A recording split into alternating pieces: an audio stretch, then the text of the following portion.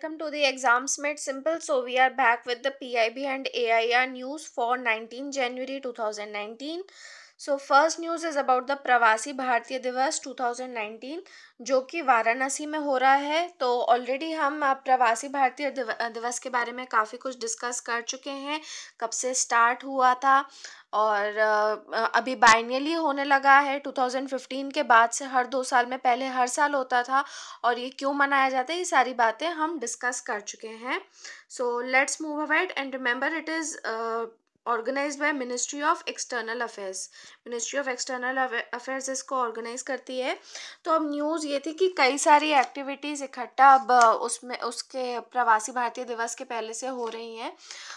जैसे कि पहली बात तो वाराणसी और काशी जो है ये याद रखिएगा, it is the spiritual capital of India. इसी का पहले नाम काशी था और इसी का भी नाम वाराणसी है. And over 400 NRI guest will get to experience essence of अतिथि देवो भव. तो इस बार ये ध्यान रखा गया है कि मतलब जितने NRIs वगैरह रहेंगे उनको पूरा होमली फीलिंग मिले, तो उनको घर का खाना, घर का पूरा एम्बियंस, इस तरीके की सुविधाएं दी जाएंगी. एंड 21 जनवरी को इनॉग्रेट हो रहा है यूथ प्रवासी भारतीय दिवस. तो कई सारे स्पोर्ट्स और कल्चरल एक्टिविटीज़ भी ऑर्गेनाइज की जाएंगी. फाइन. और कॉम्पिटिशन्स रहेंगे in traditional sports such as kabaddi, kho kho, wrestling, Mugdal.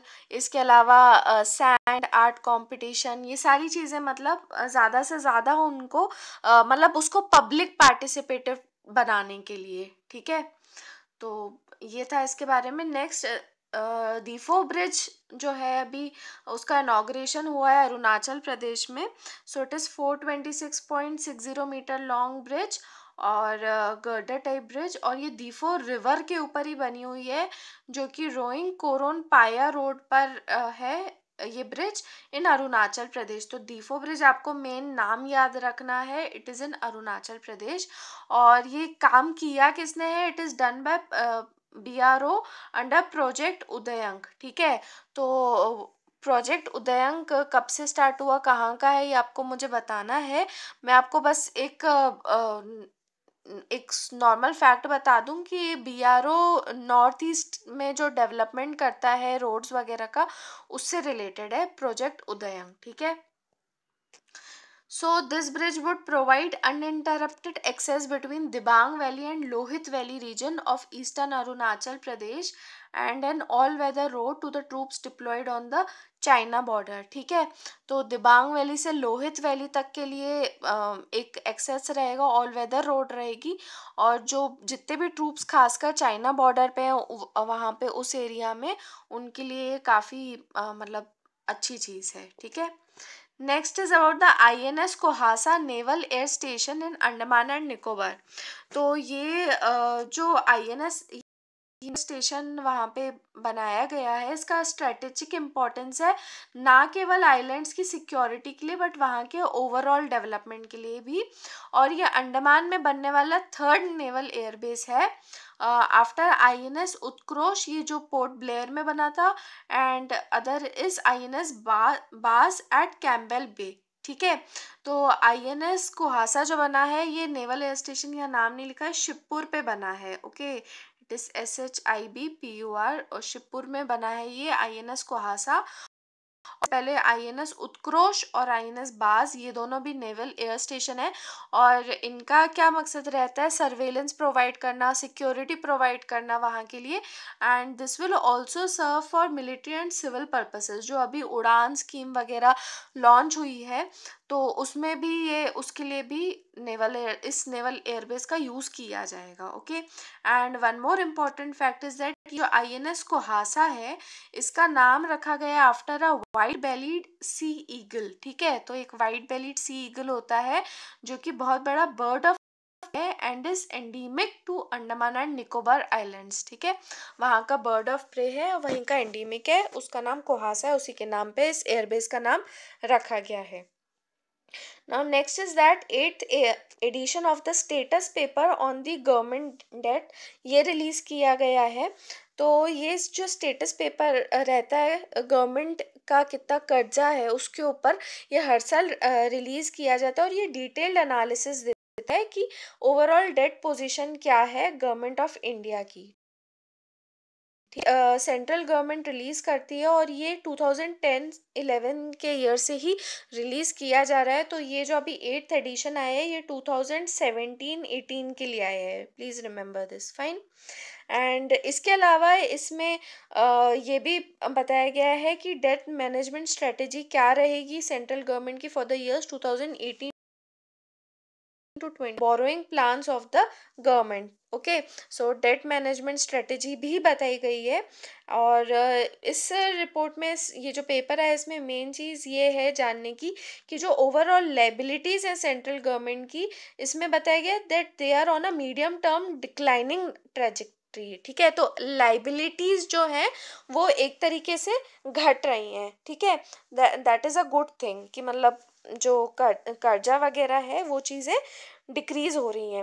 And government's debt portfolio is characterized by prudent risk profile. Okay, and government is primarily resorting to market linked borrowings for financing its physical deficit. तो physical deficit को अपना finance करने के लिए government जो है market linked borrowings ज़्यादा कर रही है। Fine, so these are few findings of this paper. ठीक है, और ये इकोनॉमी के हिसाब से काफ़ी इम्पोर्टेंट चीज़ है।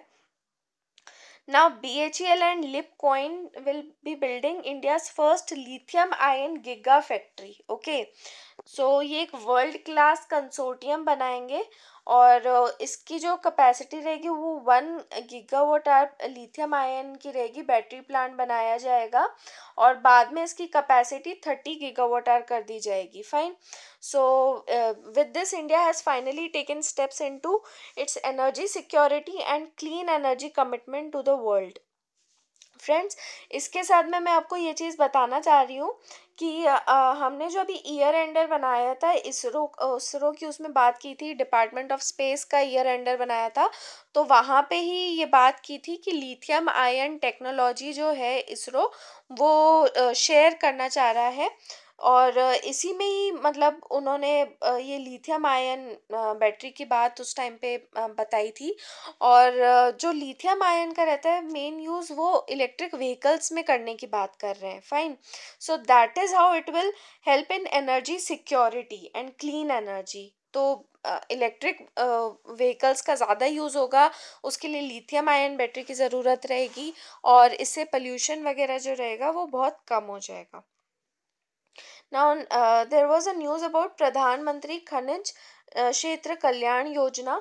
तो इस स्कीम के बारे में बता देते हैं। यहाँ खनिज इज फॉर मिनरल्स एंड क्षेत्र is for a region and कल्याण is welfare. Fine, so this program was launched on 17 September in 2015 to provide for the welfare of areas and people affected by mining related operation। तो 2015 में आया था, याद रखिएगा ये scheme.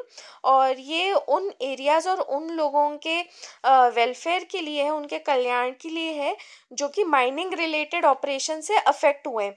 यहाँ affect जो है वो दोनों है, या तो डायरेक्टली इफेक्टेड हुए हों वहाँ पे माइनिंग की वजह से, या फिर वहाँ ब्लास्टिंग हुई है, इन सब चीज़ों से हुए हों, या फिर इनडायरेक्टली इफेक्ट हुए हैं कि वहाँ का पानी या वहाँ की हवा जो है उसमें पल्यूशन वगैरह हो गया हो। तो directly and indirectly affected both areas and people, उनके वेलफेयर की इसमें बात हुई है।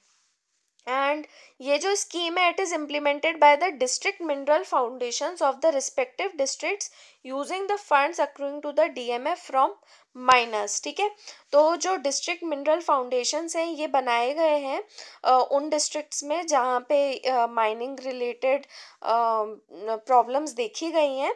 और इनको फंड्स कहाँ से मिलते हैं इन फाउंडेशंस को, जो इन माइनर्स उस एरिया के जो रहते हैं उनके थ्रू इनको फंड्स मिलते हैं। फाइन, और डिस्ट्रिक्ट मिनरल फाउंडेशन के बता दूं ये एक ट्रस्ट है which is setup under mines and minerals development and regulation amendment act MMDRA of 2015। ठीक है, ये स्कीम भी उसी टाइम पे आई है और ये DMF इस एक्ट के अंदर बना है। ये एक्ट भी 2015 का है और it is a non profit body in those districts affected by the mining works. ठीक है, तो ये मैंने आपको बता दिया जो डिस्ट्रिक्ट्स में माइनिंग वर्क की वजह से इफेक्ट पड़ा है वहाँ पे बनाई गई है। And it works for the interest and benefit of persons affected by mining. Okay, और एक और फैक्ट आया था, वो बस ये था कि 2019 को डिक्लेयर किया है ASEAN India tourism cooperation year. Fine, so it will be a year of tourism, और ये डिक्लेयर किया है आशियान और इंडिया के टूरिज्म मिनिस्टर्स ने। And now the questions for the day which you need to answer. First is you have to tell me where was seventh meeting. ये seventh meeting थी जो मैंने अभी आपको बताया। तो उसकी seventh meeting कहाँ हुई थी? tourism ministers की of ASEAN and India. And next you have to tell me who made the technology transfer agreement for manufacture of space grade lithium ion cells with BHEL. और last question is what is gram sabha. ठीक है, and please answer friends, and इसके अलावा keep giving your feedback and keep sharing our videos, and thanks a lot, have a nice day.